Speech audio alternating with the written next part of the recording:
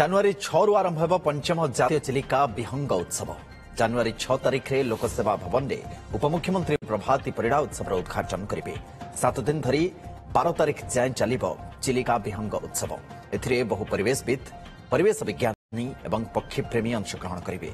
6 ରୁ 8 ତାରିଖ ଭିତରେ 60 ଜଣ ଫଟୋଗ୍ରାଫରଙ୍କୁ ନଳବଣ ଏବଂ ମଙ୍ଗଳା ଯୋଡ଼ିରେ ଫଟୋଗ୍ରାଫି କରିବାର ସୁଯୋଗ ମିଳିବ। ସେହିଭଳି ଭିନ୍ନ ଚିତ୍ରକଳା ମହାବିଦ୍ୟାଳୟ ଏବଂ ଅନୁଷ୍ଠାନ ପକ୍ଷରୁ ପାରମ୍ପରିକ ଚିତ୍ରକଳା ପ୍ରଦର୍ଶନୀ ହେବ। ଅନ୍ୟପଟେ ଜାନୁଆରୀ 17-18ରେ ହେବ ପକ୍ଷୀ ଗଣନା। ଏବର୍ଷ ଚିଲିକା, ହୀରାକୁଦ, ଅଂଶୁପା, ଭିତରକନିକା ଆଦି ସମସ୍ତ ଜଳାଶୟରେ ଏକକାଳୀନ ପକ୍ଷୀ ଗଣନା କରାଯିବ। ପକ୍ଷୀ ଗଣନାରେ ବ୍ୟବହାର ହେବ ଟେକ୍ନୋଲୋଜି। ପ୍ରଥମ ଥର ଲାଗି ପକ୍ଷୀ ଗଣନା ବେଳେ ସ୍ୟାଟେଲାଇଟ୍ କଲର ରିଂ ଜରିଆରେ କିଛି ବିଦେଶାଗତ ପକ୍ଷୀଙ୍କ ଉପରେ ନଜର ରଖାଯିବ।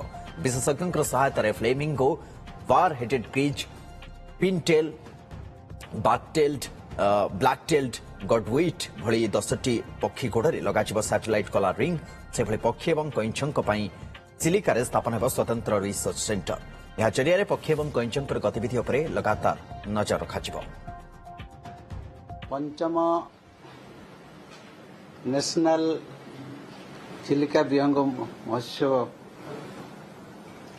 जानुआरी 6 ରୁ 12 तारीख मध्य अनुष्ठित होछि। उत्सव आम एक गर्व एवं गौरव एवं ओडिशार प्राकृतिक एवं परिवेश सुरक्षा एवं संरक्षण अभिवृद्धि करने अवसर रे ताकू केमती भल भाव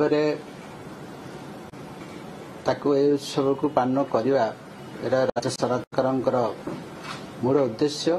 विभिन्न अंचल परिवेशविद माने आसिबे एवं आमर परिवेश साइंटिस्ट माने मध्य आसिबे।